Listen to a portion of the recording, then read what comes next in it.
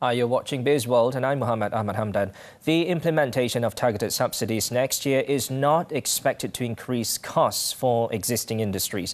First, Deputy Finance Minister Datuk Seri Ahmad said the government will still emphasise on its implementation and effective communication aspects to industries so that there will be no shock to the economy.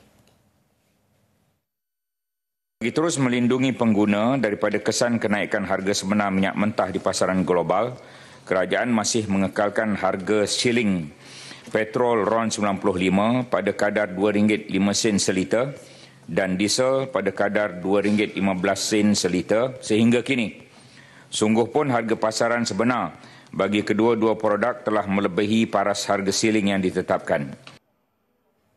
In relation to tax reform measures, Maslan added that any changes in tax-related policies will take into account its impact on the economy and the cost of living for the people. When the targeted subsidies are implemented next year, expected in March, the government will start with diesel first and then RON 95 the following month. However, to ensure that the prices of goods do not rise, the diesel subsidy for vehicles carrying goods will remain. Thus, there will be no reason for the price of goods to rise, as the price would remain at RM2.15 per litre. The government is expected to introduce a new directive to enhance the current minimum wage policy. Economy Minister Rafizi Ramli said a white paper on the progressive wage policy aimed at increasing salaries for groups not covered by the minimum wage will be tabled in Parliament on Thursday. He emphasised that the progressive wage model serves not only as a means to increase workers' income, but also as a catalyst for economic growth. The recent minimum wage hikes for unskilled workers unfortunately benefits mostly foreign workers, which poses challenges for the wages of young and semi-skilled Malaysian workers.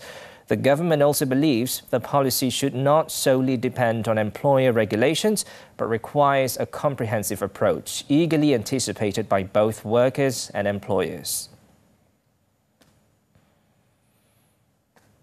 Moving on, the Malaysian bond and sukuk market is well positioned to provide crucial financing towards productive and socially responsible initiatives. Security Commission Chairman Datuk Seri Awang Adik Hussein said the local market is one of the most developed and largest markets in the region, with a total outstanding value of RM2 trillion as of October 31st this year, representing more than half of the Malaysian capital market. The country also remains the regional leader in sustainable and responsible investment sukuk (SRI), ahead of both Saudi Arabia and Indonesia. Meanwhile, Awang Adik called for market players to take more concrete actions to address climate change and promote sustainability. He added that considering clean energy's huge financing requirement, with Malaysia alone needing RM1.3 trillion by 2050, the financial sector must continue to facilitate financing and investments to support such efforts. Malaysia's inflation is expected to fall within the range of 2.5 to 3.5% next year. According to AmBank Group, this is mainly due to the effects of subsidy rationalisation and the impact of the increase in services tax. However, the risk on the inflation outlook tilts to the upside if the scope of the rationalisation extends to RON 95 fuel. The group said the government forecasted inflation to be between 2.1 and 3.6% in 2024, reflecting the gradual shift towards a targeted subsidy mechanism, which is expected to be realised in 2024. Meanwhile, Maybank Investment has maintained its 2024 inflation forecast at 3%, pending more information and details on Budget 2024 measures, especially on subsidy rationalisation. And lastly, foreign investors maintained their position as net buyers on Bursa Malaysia for the fourth consecutive week, with a total inflow of RM382.8 million. This showed a significant improvement over the RM172.4 million of inflow the week prior.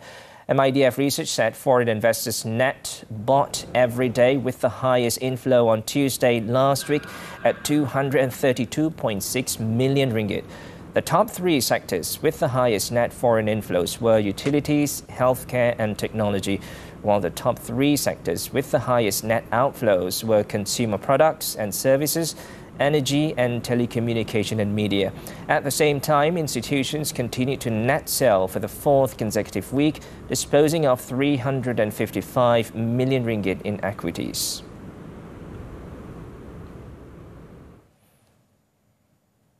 And that's all the time we have for Bizworld. I'm Muhammad Hamdan. Thanks for investing your time with us and stay tuned.